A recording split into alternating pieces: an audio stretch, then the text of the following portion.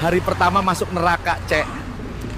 Beh, ini video mereka main-main dengan api neraka ya. Salah satu ciri bahwa neraka itu berat sekali. Ketika Rasulullah SAW menceritakan apabila ada satu orang yang hidupnya paling nikmat di dunia, dia tidak pernah susah sedikit pun, semua kenikmatan dunia dia dapat. Kemudian oleh Allah dicelupkan satu kali celupan, diangkat keluar. Kemudian Allah tanya, pernah nggak kamu merasa nikmat?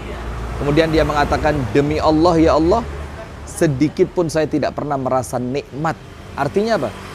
Kenikmatan sepanjang itu di dunia yang ia dapatkan, itu hilang seketika dengan satu kali celupan di neraka. Jadi nggak ada kemudian di neraka itu, hai guys, kita lagi di neraka hari pertama. Waduh, na'udzubillah min syarri dzalik. Istihza biddin itu mempermainkan agama, termasuk dosa besar yang bahkan disebutkan oleh para ulama bisa sampai derajat murtad.